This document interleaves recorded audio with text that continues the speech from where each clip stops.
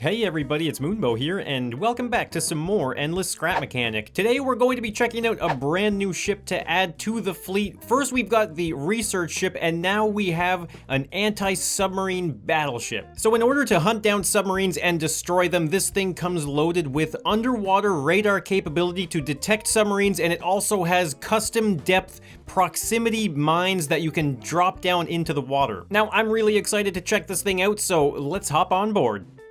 So we can very easily just swim right up to the side of the ship just like that, hop on the ladder, and here we go. We're going to check out the main deck, and then we're going to see all of its working components. Now right here you can see we have a triple barrel cannon. Now that's not so much for any of the underwater submarine warfare, but it's pretty good for some sea to land combat. Now moving down this side here, you can see we have a lifeboat. Now this is an actual working lifeboat. There's one on that side of the ship, and there is another lifeboat on this side. Now we'll take a look at that in a moment. We're going to continue on the tour. Now if we move through here, you can see this is a very special room. This is the room that holds all of our proximity depth charges that we can release into the water. Now we're going to be taking a closer look at these in a moment as well. And then moving on to the back here, we just have a little bit of a mock quarter deck, as well as another ladder here that brings us up to our landing pad, which is all just for show because this thing is more about hunting submarines. So now if we just move up right here through the front, we can get all the way up to the bridge, and here you go. We can see this has a wonderful view. We've got all sorts of windows lining the front of the ship here, and this right here is our radar console. We're going to move out into the ocean. We're going to take a look at this as well. There's loads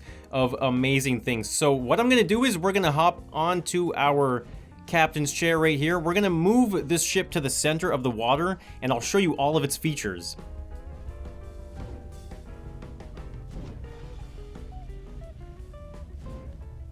Alright, so we're in the middle of the ocean now, and the first thing we're going to do is check out this triple barrel cannon. You can take control of it with that passenger seat right there, and so what you can do, of course, is rotate it like so, and then you can also aim those cannons up and down as well, and then they all shoot just like that in a sequence. Now, the cool thing is that is controlled by this mechanism right here. So if you want to, you can come down here and you can change the fire rate, make it go maybe a little bit faster like so, and then you have a little bit more of a rapid fire cannon. Now, of course, this is built for anti-submarine warfare, so we're going to check out those components now. So the first thing we're going to take a look at is our radar system. So we have a chair right here that we can hop into, and we press the one switch just like so, and as you can see, it brings our chair around to this console. And as you can see, there is a set of logic blocks going around in a circle. So what that's doing is it's basically just showing you at which point our radar is currently reading at. And so right now we're facing in the opposite direction of the ship, but all you have to do is focus on the direction of this arrow. So the arrow is pointing up, which means that this is the forward part of the ship, and that means that this side is port. We've got starboard on this side, and then our aft end of the ship is down here. Now, at this current moment, there is nothing being picked up on the radar, and the way you can tell if something is picked up on the radar is when one of these 4 logic gates gets triggered. So in this case here, what it means is it has different depth ranges. So if one of these blink, or if multiple of them blink, then it gives you an idea of how deep that thing is, and you can gather the information of which direction it is and how deep it is with both of these. So the easiest thing I can probably do is actually just hop right into the water here. We're going to take a look at the radar machine. Let's get our diving suit on, and okay, here we go. We're under the ship now, and as you can see, this is the mechanism that is the radar as it's scanning the ocean. So that circle console that goes around and around, that is these sensors right here. So what it's doing is it's detecting this piece of wood that goes out from the top of the radar mechanism,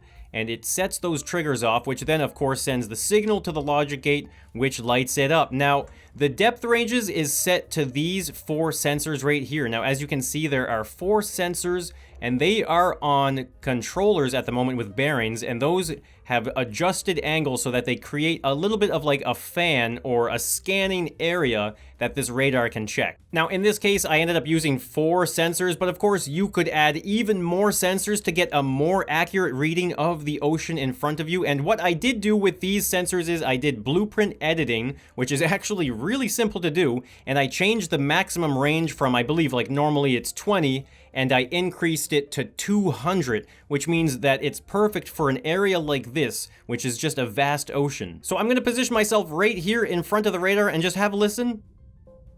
There you go, you can hear it. Whenever that radar touches us, it's sending the signal up to that logic gate, and it can pick us up in the water. So a great way to visualize this radar system is I am going to drop this weighted piece of plastic right here in front of that radar. And so what it's going to do is it is going to detect it, and we're going to get a reading on it, and it should slowly be sinking down, and we're going to see it move on that radar. All right, here we go. So we're at the console now, and as you can see, as our radar rotates, it picks up an object by blinking on the side, and of course it makes that sound as well. And so we can use this information. So as we can see here, the arrow is pointing towards the forward of the ship, and when these ones go off on the side, you can see it's happening exactly at this moment here, which means we know that it's something that's in front of our radar. And look at that, you can see originally when we first got up here, they were lighting up at the top, and as it progresses, you can see it is slowly moving down on our depth chart. So at the moment, it's maintaining the same position, but we're getting a reading of something that is sinking down deeper and deeper. And eventually, what we'll see is these ones will slowly go down to a single point, and then from there, oh, and there it goes.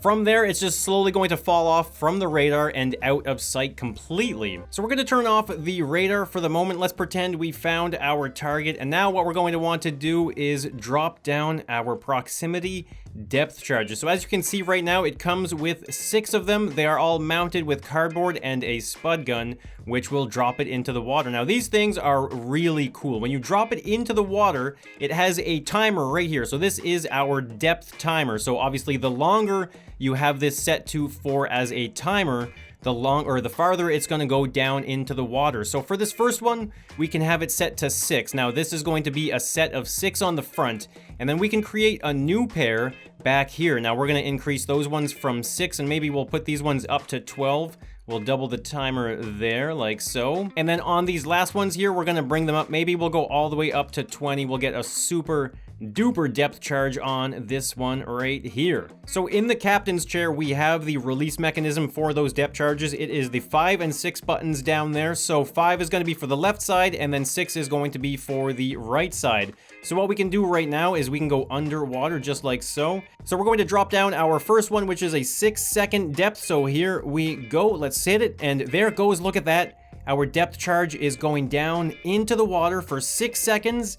And then after the 6 seconds, it stops and it sets itself. All right, so here is the custom depth charge that uses proximity to detonate. And of course, this is anti-submarine warfare. So what happens is that this thing gets sent down as deep as you want it to go, and then it's pretty neutrally buoyant. So as you can see, it sits here in the ocean, waiting for a unsuspecting submarine to go by. Now me as a mechanic, I can dive around this thing pretty safely, but as you can see on the top of it, there are a bunch of rotating sensors, and then on the bottom of it as well, there's another set of rotating sensors, and of course what those are doing, they are looking for a target. And so what would happen, of course, is a submarine would be going by, and then once it sets one of these sensors off, we're gonna do it just like so.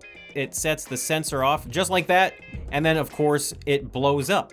And so what I can do is I'm just going to keep on going along the area here, and then we're going to spawn in our research sub, and we're going to do some dangerous stuff. We're going to take that research sub, and we're going to start going around these underwater mines. Now, so that is the 20-second depth charge. Now, this is going to keep going down for 20 seconds. This is going to go deeper and deeper, and then set itself and sit there waiting for that sub. So we got 3 more in the back here, and I'm gonna go around and just drop those off and get that sub going. All right, here we go. I made my little research sub. This thing is gonna research some underwater proximity mines. This is valuable research here. So as you can see though, I have a field of them. We got 5 of them there, all at their various depths. Now this is really cool. We can actually just go alongside of them here, and we can get a really nice visualization of those 3 different depths. We got the left one there, which was set to 6 seconds. We got 12 seconds in the middle, and then we went all the way up to 20 seconds on that third one. So really cool to see those depths all in a row there. Now let's see here. We're gonna bring this thing. Now this is just to prove that these things are extremely dangerous. Now, obviously, I can see it coming here, and this is not really... Okay, that was not really a smart thing to do, obviously, but look at that. You can see the destruction. Oh my god, okay. Can I still use it? Okay, we're still moving. Let's go all the way over here to the next one. Now, this time I think we're going to set it off on the bottom. Oh, there it is. Whoa, okay. Oh, we were far enough away. So, as long as you're pretty quick, you know, this isn't too bad. Now, if you were like a bigger submarine, like a war sub of sorts loaded up with torpedoes or something, it might be a little more difficult to maneuver yourself around one of these. Now, let's see here. Oh, okay, we're gonna set that one off. Okay, yeah, that was a little more destruction. And now, at this point, this thing has been rendered pretty much useless. So, they're really effective at getting rid of submarines. So I mentioned earlier that this ship does come with some lifeboats as well. They're pretty cool, actually. So all you have to do is hit the switch on the lifeboat. You gotta hop inside of the lifeboat, and then a spud gun will automatically drop the lifeboat down, and oh my, okay, you have to hope that it works out for you. But you know, that is why it comes with two of them, just in case the first one doesn't work. You know, you grab the second one, you drop yourself in the water, and okay, there we go. Now we can save ourselves. So that is the anti-submarine battleship. I sure hope you guys did enjoy this creation. I'm going to leave a link down to the Steam workshop so you can check out this thing for yourselves and have some fun with your friends. Now, if you guys did enjoy the video, then be sure to leave a like, and if you want to, maybe consider dropping a super thanks on the video. It's a one-time donation that will help the channel out, as well as the endless scrap mechanic. And if you haven't already subscribed to the channel, then of course be sure to subscribe to that endless scrap mechanic, and I will be seeing you in the next one. So bye for now.